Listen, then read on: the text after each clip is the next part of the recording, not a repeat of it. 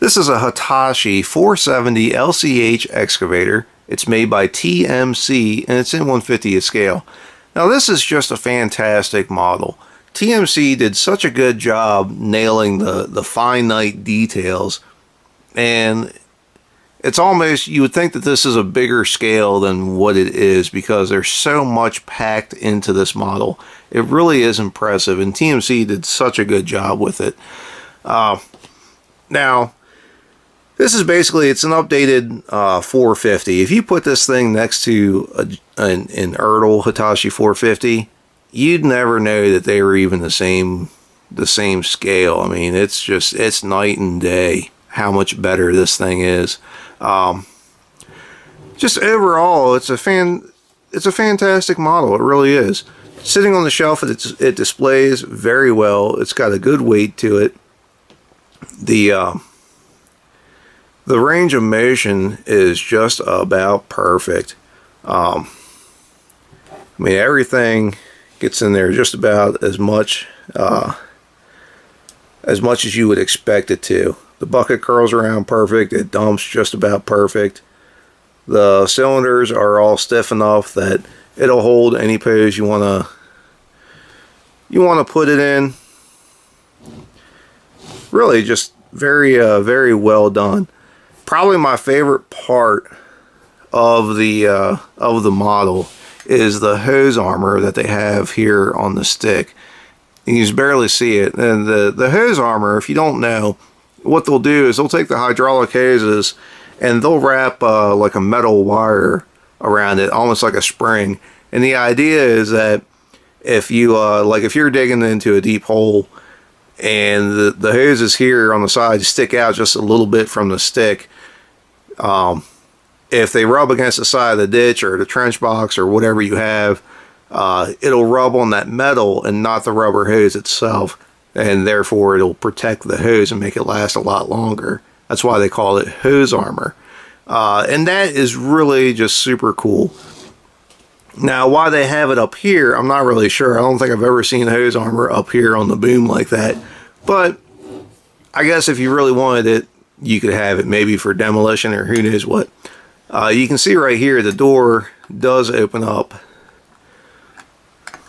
It doesn't open up a whole lot. I swear it does. There we go. It doesn't open up a whole lot, but it does open up. And you can really get a good look into the cab interior. And that interior is just about perfect. That's exactly what the inside of that 470 looks like. And that's really cool. They did a very good job with that. The undercarriage, again, excellent job. It's got the twin grousers, which is cool. The walkways are nice. All the handrails and everything are nice. You even got the little radio antenna there. Really, just a very good job.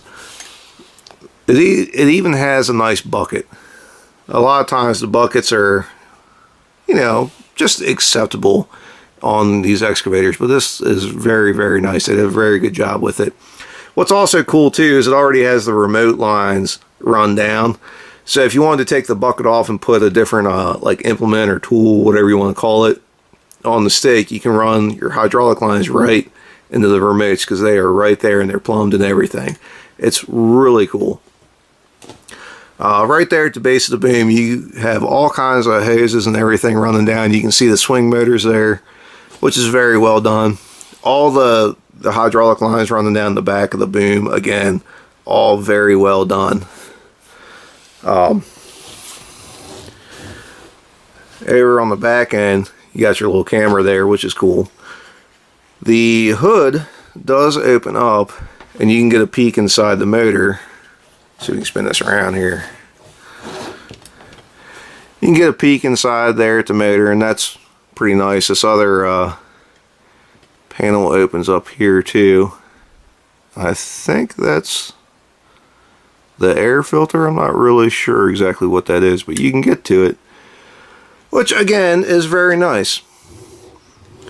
Overall, this is just a fantastic excavator. If you look real close, you can see the radiator and everything behind the grill.